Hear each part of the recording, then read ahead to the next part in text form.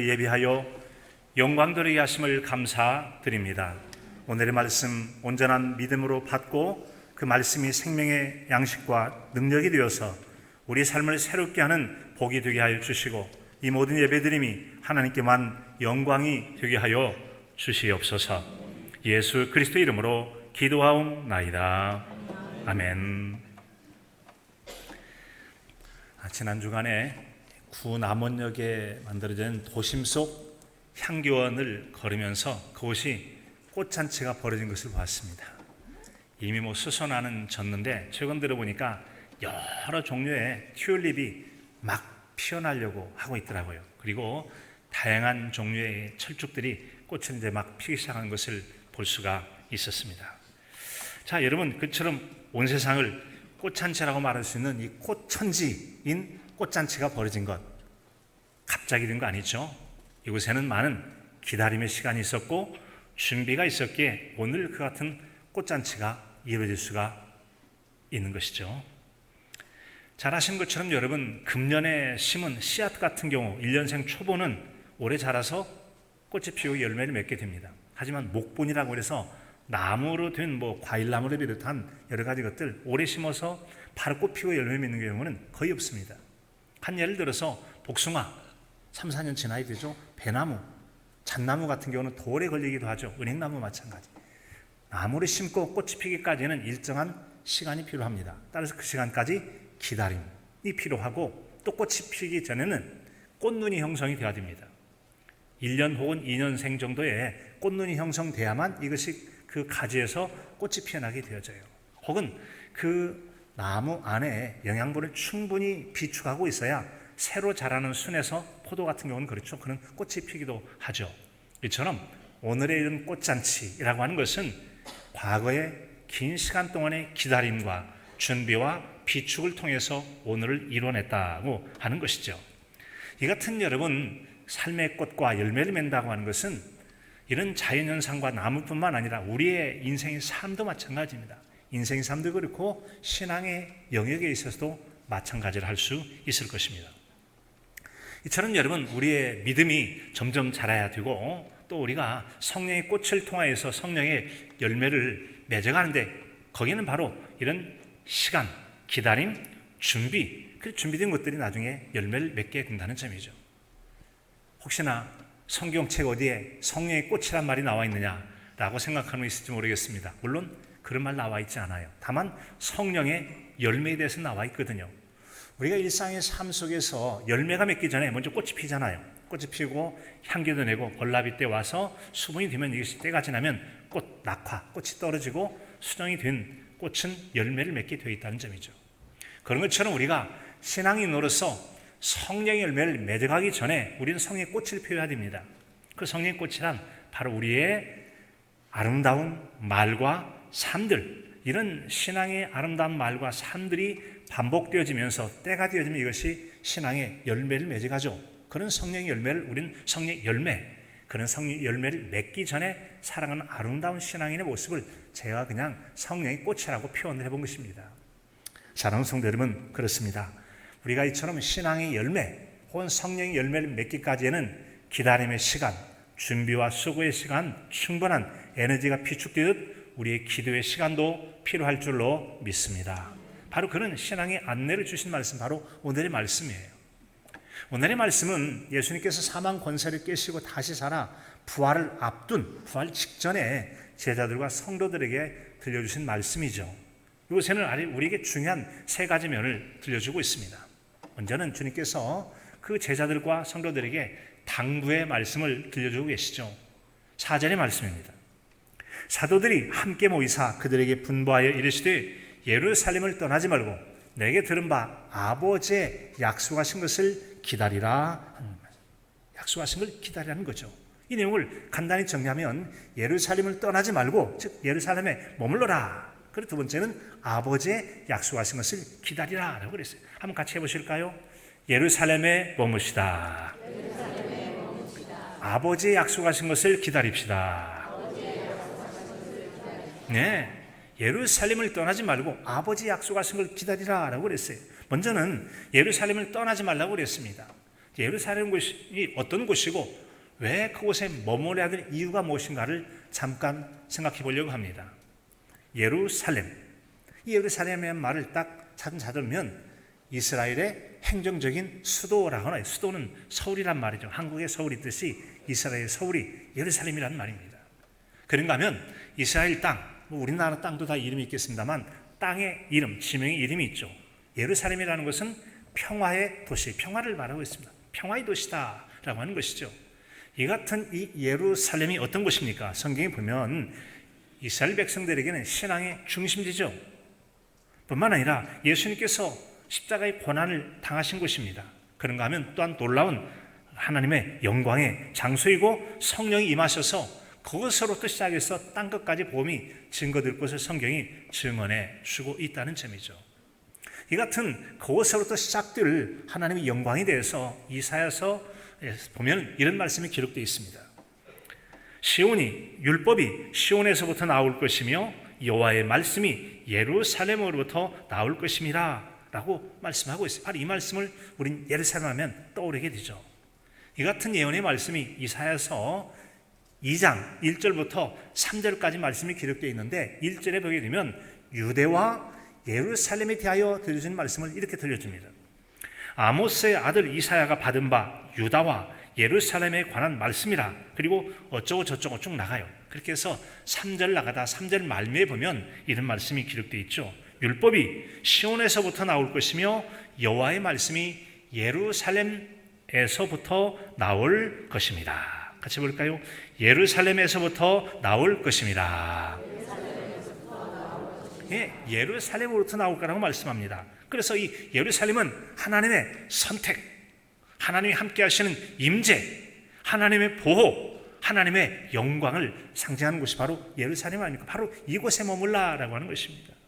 사랑하는 성도 여러분, 일생을 살아가면서 내가 머물 곳과 머물러서는 안 될 곳을 분별해서 머물기도 하고 떠나기도 하실 수 있기를 바랍니다. 머물러야 될 것은 믿음의 자리, 은혜의 자리, 예배의 자리, 기도하는 자리, 거룩한 성도의 교제하는 자리에 머물러야 돼요. 그러나 내가 머무른 그곳이 어떤 곳이냐에 따라서 비방하고 원망하고 다투고 악한 일이 행해지는 그런 곳도 있을 수 있거든요. 그런 곳은 떠나야 되죠. 그런가 하면 내가 머물 곳이 어떤 곳인가? 예루살렘 같은 곳, 하나님의 은혜와 임재와 보호가 있고 영광이 있는 그런 자리에 머물라는 것이죠. 그런 곳에 머물라.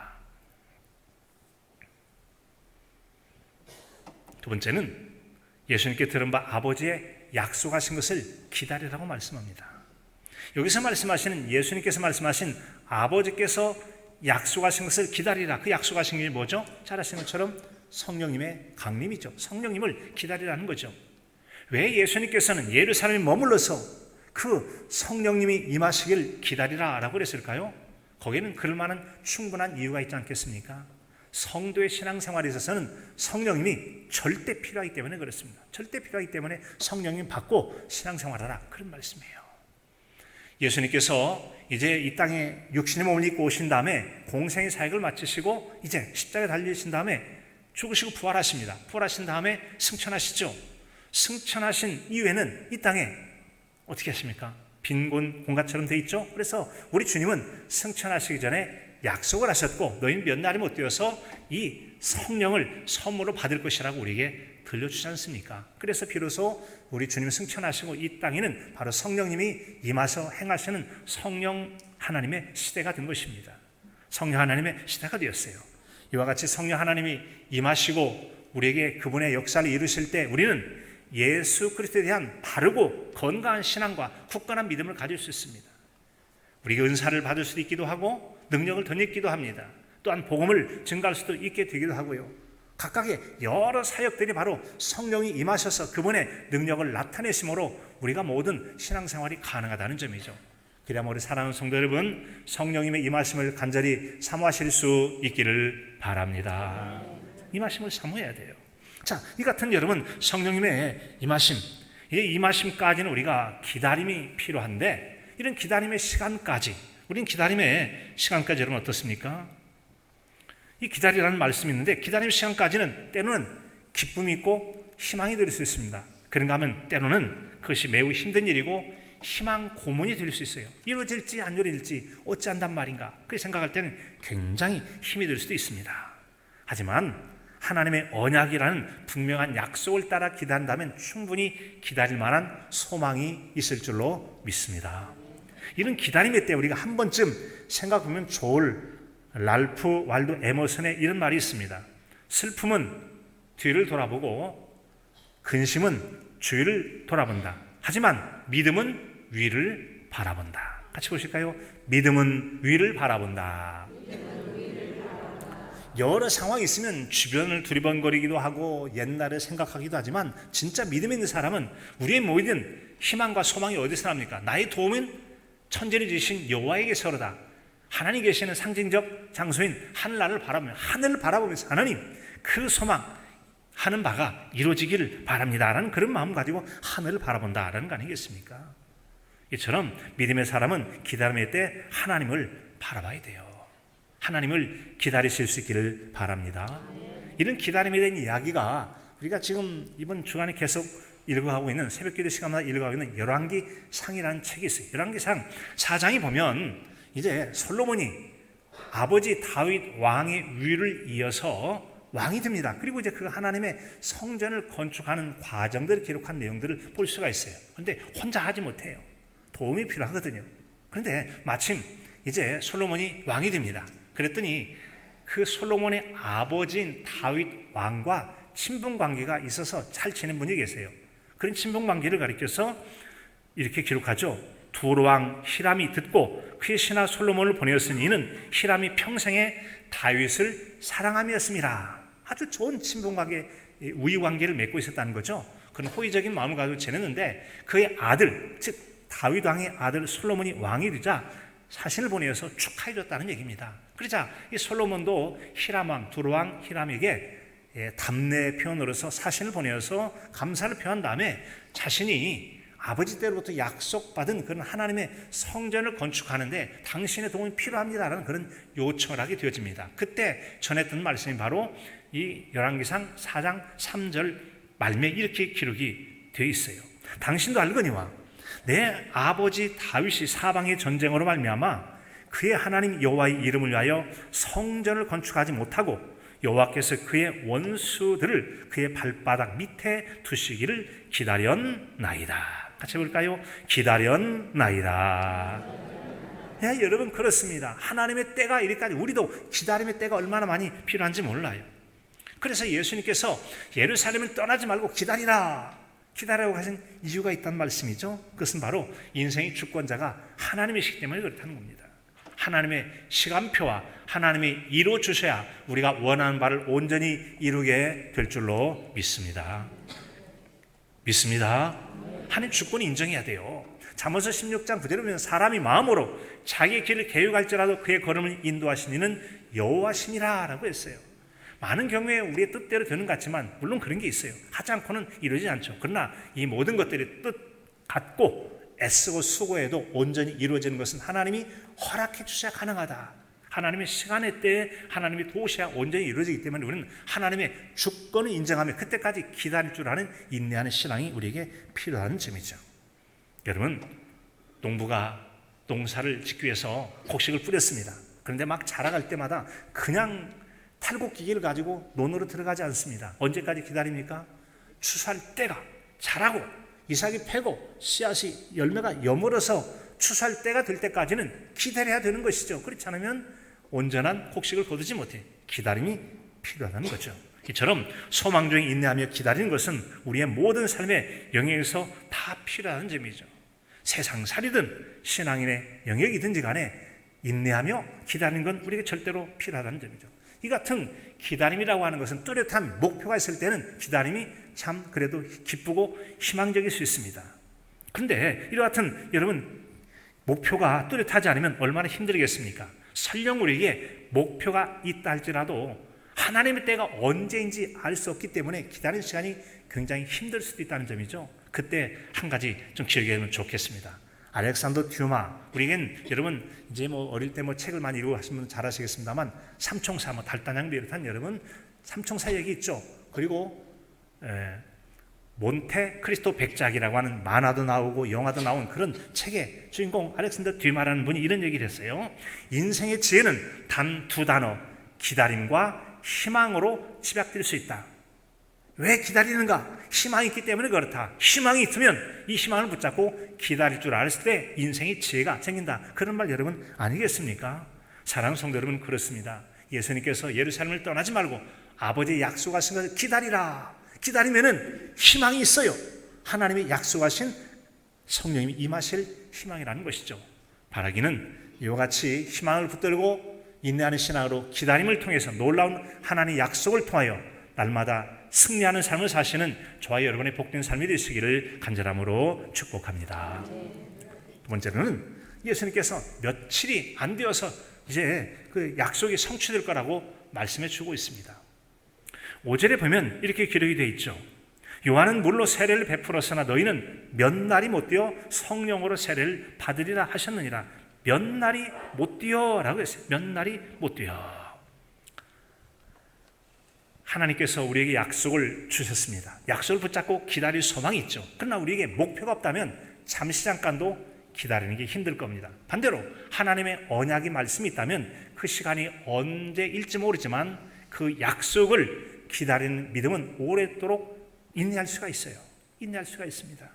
사랑하는 성도 여러분, 하나님의 언약의 약속을 붙잡았거든 오래 인내할지라도 기다림을 소망 중에 잘 이겨내실 수 있기를 바랍니다. 그럴 때 마침내 하나님의 약속은 우리에게 이루어진다는 점이죠. 그런데 때때로는 우리가 생각했던 것보다 훨씬 더 빠른 짧은 기간 안에 약속이 이루어질 수도 있어요. 오늘 말씀에 나오는 너희는 몇 날이 못 되어라고 하니 몇 날은 성경의 내용을 볼 때는 딱 열흘간입니다. 예수님 부활하시죠. 40일 동안 계시면서 주님은 승천하시기 전에 하늘로 오르시기 전에 여러 가지 일을 하셨다고 지난주에 말씀 나눴잖아요. 제자들의 흐트러진 믿음을 다시 굳건하게 하시고 또 그들에게 평안을 선언도 하시고 또 그 다음에 그들에게 전도의 사명을 비롯한 사명을 그들에게 유임해 주시지 않습니까?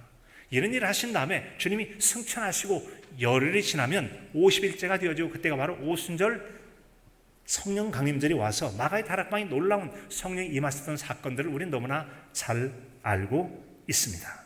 이처럼 우리에게는 기다림의 때 하나님께 약속을 주시면 때로는 무한정 기다림 같은 것 기다릴지라도 여러분 하나님은 반드시 그분이 정하신 시간표가 되어지면 그때 놀랍도록 약속을 이루는 성취의 은혜를 베풀어 주실 줄로 믿습니다.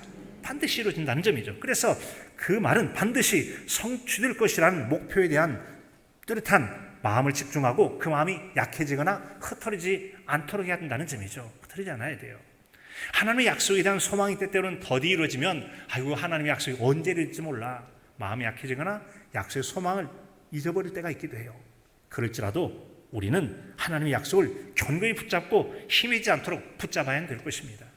내가 하나님보다 더 많이 애썼다고 혹시 생각할 분 계시는데 하나님께서 우리를 향하여 얼마나 기다려 주셨는가를 생각하면 내 기다림이 하나님 앞에 세 발이 피 아주 짧은 시간을 기다림에 불과할 수 있음을 알게 되어집니다. 그런 내용이 바로 베드로후서 3장 8절 말씀 아닙니까? 이렇게 기록되어 있습니다. 사랑하는 자들아 주께는 하루가 천년 같고 천년이 하루 같다는 이 한 가지는 잊지 말라. 하나님께서 천년을 하루처럼 우리에게 참아주시고 기다려준다는 거죠. 왜요?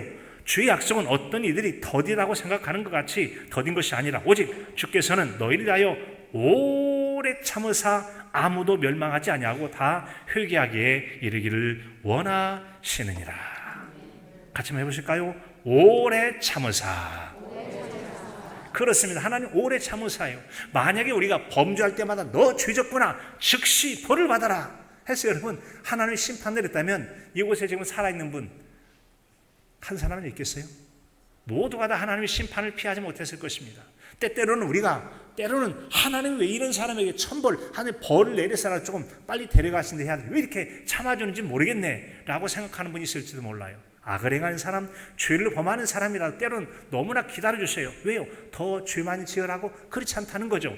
그런 사람도 돌이켜 회개하여 구원에 이르기를 원하시는 분이 긍휼과 자비에 풍성하신 하나님, 그분의 사랑 때문에 기다려 주시는 줄로 믿습니다.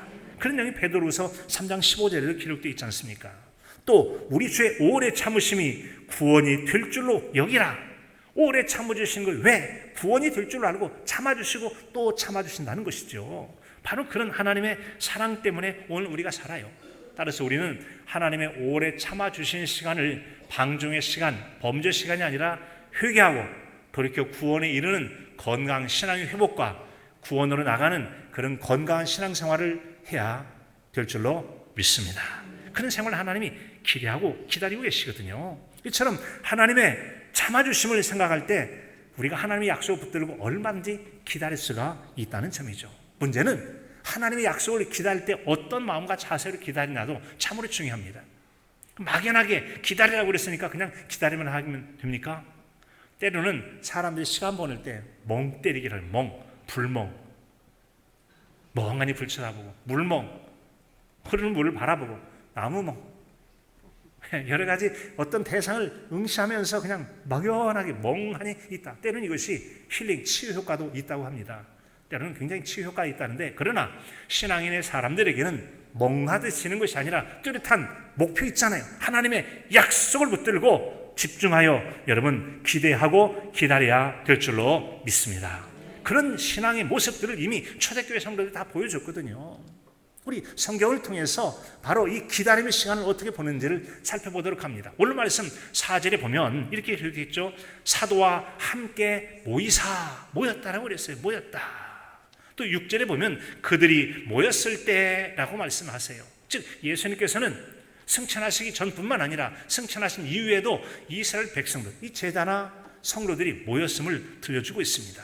12절, 13절 하반절에 보면 이렇게 되어 있어요. 12절에는 제자들이 감람원이라 하는 산으로부터 예루살렘으로 돌아오니, 예수님께서 승천하셨기 때문에 승천하신 곳에서 예루살렘 맞은편에 있는 산, 감람산, 감람원이라는 그곳에서 돌아왔다, 그런 내용입니다. 그리고 그들이 모였어요.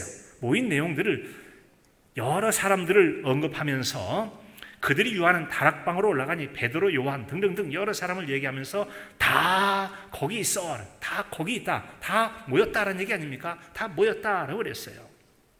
또한 사도행전 2장 1절에도 보면 오순절날의 이름에 그들이 다 같이 한 곳에 모였더니라고 그랬어요. 모였더니. 사랑하는 성도 여러분, 건강한 신앙, 하나님 은혜 있는 신앙, 하나님의 약속의 복을 누리기를 원하시는 성도라면 아름다운 성도의 은혜 모임 자리에 모이기를 힘쓰시기 바랍니다. 힘쓰시기 바랍니다. 두세 사람이 내 이름을 모인 곳에 나도 그들 중에 함께 하신다는 주님의 말씀처럼 모이는 그곳이 하나님의 은혜의 자리다. 그런 모인 곳에서 하나님 놀라운 생명의 역사를 이루신다는 점이죠. 또한 그들이 모일 뿐만 아니라 모였을 때는 힘써 기도했음을 여러 성경 구절이 들려줍니다. 사도행전 2장 42절에 보면 그들이 사도들의 가르침을 받아 서로 교제하고 떡을 떼며 오로지 기도를 힘쓰니라 라고 했어요. 기도를 힘쓰니라. 46절 7절에 보면 날마다 마음을 같이하여 성전에 모이기를 힘쓰고 집에서 떡을 떼며 기쁨과 순전한 마음으로 음식을 먹고 하나님을 찬미하며 라고 말씀하고 있어요. 자, 이 같은 이들의 행동, 즉 그들의 처신은 다음에 세 가지로 요약될 수 있어요. 예수님의 부활하신 이후에 승천하시기 전과 승천하신 이후에 그들의 모이면 첫째는 잘 모였다는 거죠. 모였다. 때로는 날마다 모였다라고 기록되어 있어요. 두 번째는 모임에 온전히 기도에 힘썼다라고 말씀합니다. 온전히 기도에 힘썼다. 기도를 받으신 하나님께 그분의 약속에 의지해서 그분의 약속하심을 이루실 때까지 간절히 바라면서 또한 그들이 기도하고 또 기도했다라는 점이죠. 세 번째는 교제했다는 점이죠. 그들이 모일 때마다 떡을 떼고 또 그들이 복음을 나누고 서로 돌아보는 사랑의 나눔과 보살핌을 통해서 성도의 교제가 있었음을 우리에게 들려주고 있습니다. 사랑하는 성도 여러분, 그렇습니다. 우리는 이처럼 하나님의 약속이 우리 가운데 이루어지기를 바라는 성도라면 이 초대교회 성도들에게 나타나고 있는 것처럼 아름다운 신앙의 은혜의 자리에 모이기를 힘쓰시고 기도하기를 힘쓰시며 성도와 서로를 돌아보고 서로 세워주는 교제하기를 힘쓸 때 하나님은 성도들의 모임 가운데 임하시고 놀라운 은혜를 베풀어 주실 줄로 믿습니다. 그런 믿음이 필요한 것이죠. 자, 여러분, 이처럼 우리가 믿음의 약속을 붙들고 기다릴 줄 아는 사람이 하나님의 약속하신 복을 누릴 수 있다는 점이죠.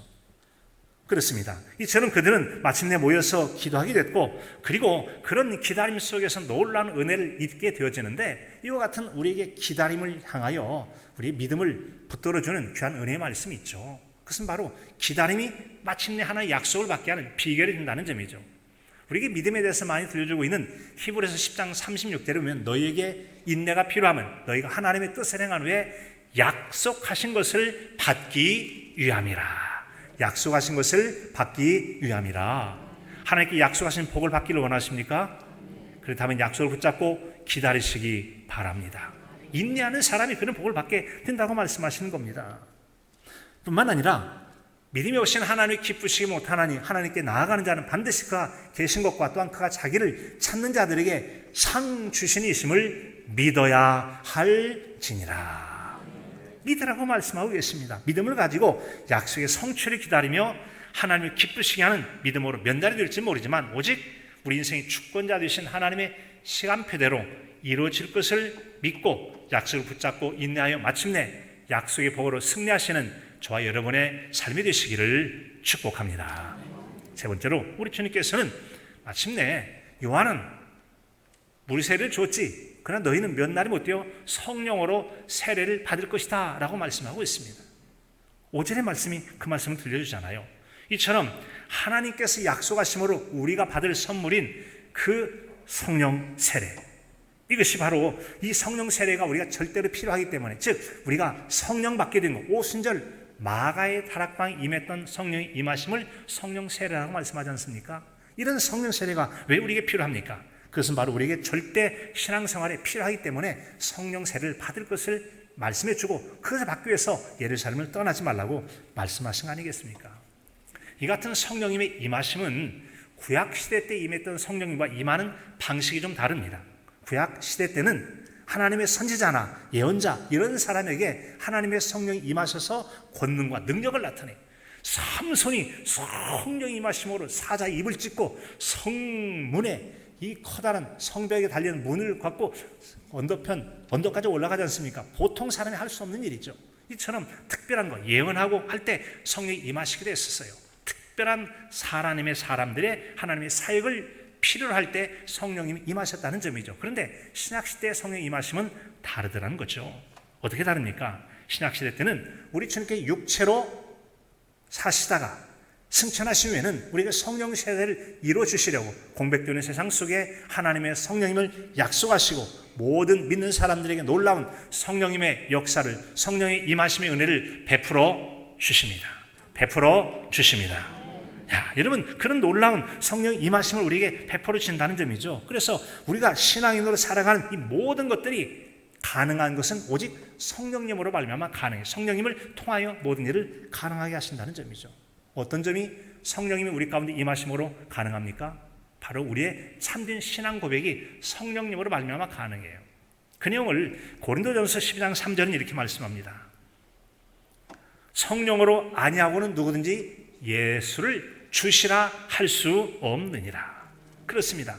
예수님을 참된 나의 주님이십니다라고 고백하는 것은 성령님을 통해 가능하다는 거죠. 사랑하는 성도 여러분, 여러분은 예수님이 저와 여러분의 주님이 되신 것을 믿으십니까? 믿으십니까?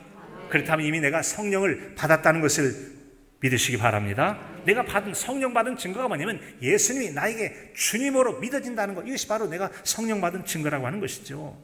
아마 대부분의 많은 성도님들은 이미 예수님 나의 구주로 온전히 믿어질 것입니다. 그런가 하면 어떤 성도들은 나도 정말 다른 성도들처럼 예수님이 나의 주님이신 것을 믿고 고백하고 싶어요 라고 하는 소망을 가지고 기다리는 분도 계실 거예요. 그래서 성령님의 도우심을 통해서 나도 다른 사람처럼 온전히 주님이 나의 주인님이시다라는 그런 고백을 하기를 원할 거예요.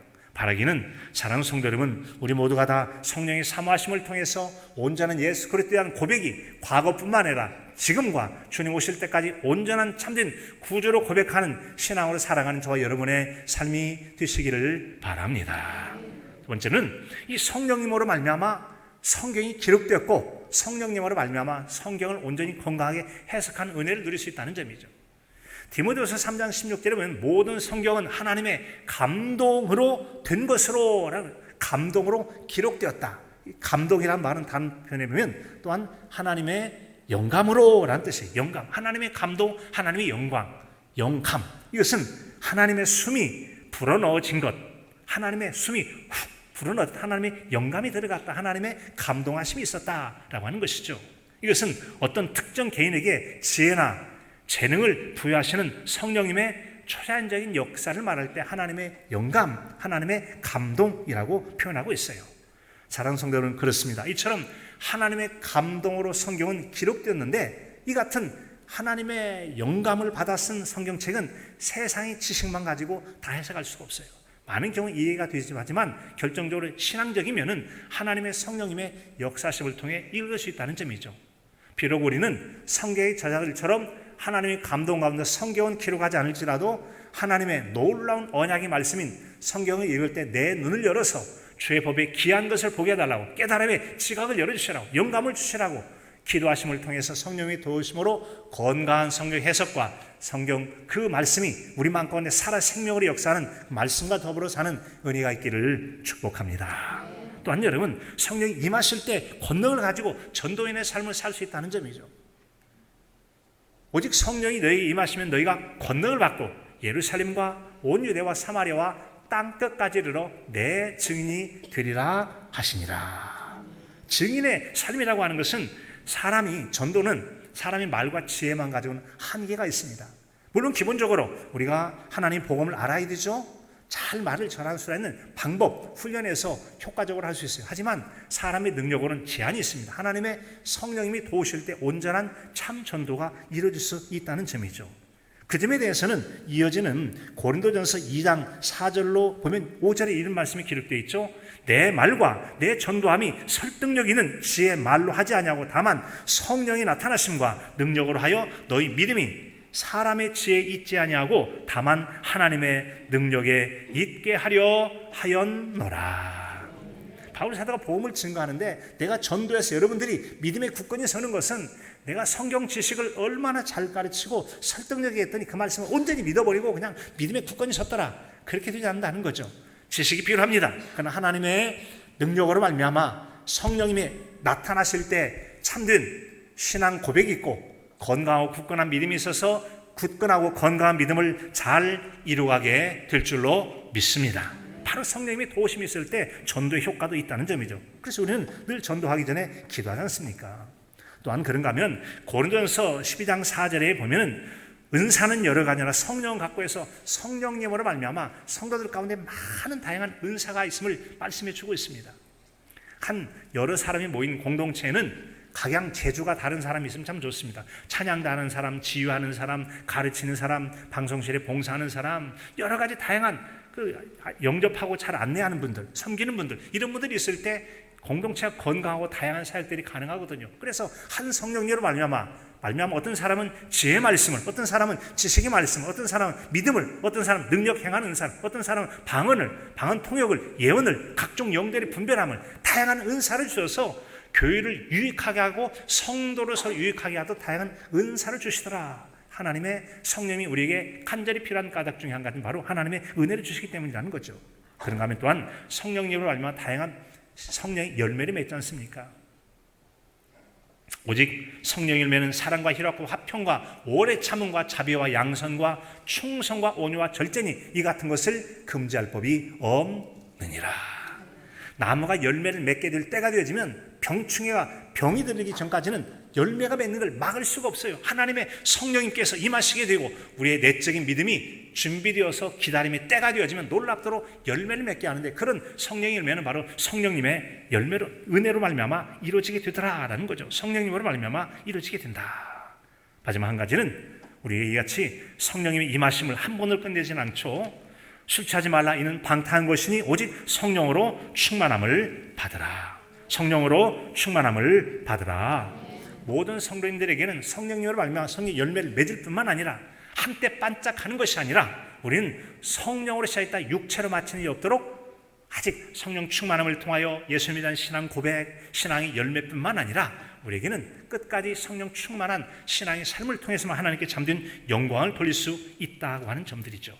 바라기는 사랑하는 성도 여러분, 날마다의 삶 속에서 은혜의 땅에 머물면서 하나님의 약속을 기다리고 마침내 임한 성령님의 임하심과 성령 충만을 통해서 날마다 신앙의 열매와 하나님께 영광 돌리고 믿음의 승리의 삶을 복되게 살아가는 저와 여러분의 삶이 되시기를 간절함으로 축복합니다.